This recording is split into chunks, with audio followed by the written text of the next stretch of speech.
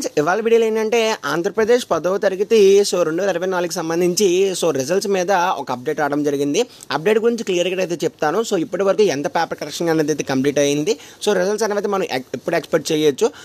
వాళ్ళు ఇచ్చిన డేట్ ఏంటి మొత్తం డీటెయిల్స్ క్లారిటీగా చెప్తాను. ఇప్పటికొచ్చి ఇంకెవరైనా మన ఛానల్ని సబ్స్క్రైబ్ చేసి ఉండకపోతే వెంటనే సబ్స్క్రైబ్ అయితే చేసుకోండి. ఇలాంటి మరిన్ని వీడియోస్ అనేవి డైలీగా వస్తూ ఉంటాయి.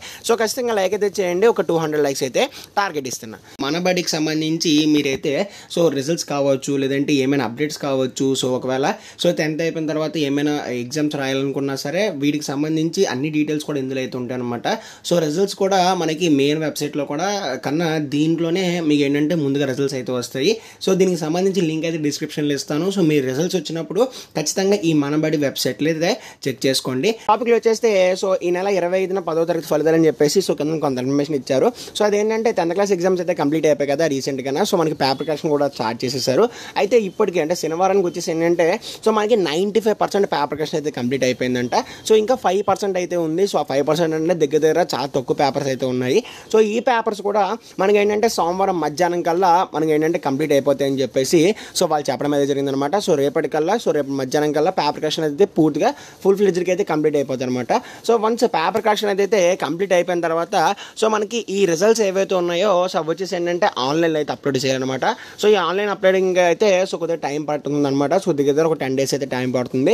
కాబట్టి మనకి రేపటితో కంప్లీట్ అయిపోతే రేపు డేట్ వచ్చేసి ఏంటంటే మనకి 8వ తారీఖు అనమాట. 8వ తారీఖుతో పేపర్ కరెక్షన్ అయితే కంప్లీట్ అయిపోద్ది. మనకి 10 అంటే ఇంచుమించు 18th కంప్లీట్ అయినా 25th కల్లా రిజల్ట్స్ అనేవి అయితే వచ్చే ఛాన్స్ అయితే ఉంటుందన్నమాట.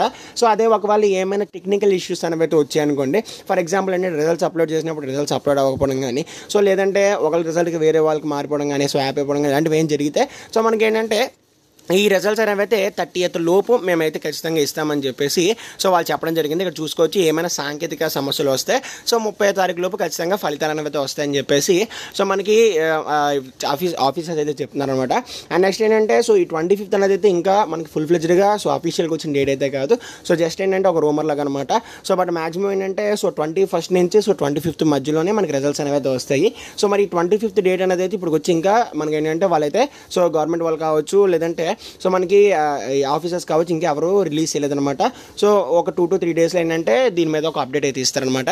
కాబట్టి అది మనకి 21st నుంచి 30th లోపు మనకి 10th క్లాస్ రిజల్ట్స్ అనేవి అయితే వస్తాయి అనమాట. ఇంటర్ రిజల్ట్స్ అనేవి అయితే April 12th అయితే వస్తాయి. వీడియోని ఖచ్చితంగా లైక్ అయితే చేయండి. తప్పకుండా సబ్స్క్రైబ్ అయితే చేసుకోండి. See next. Thanks for watching and Jai Hind.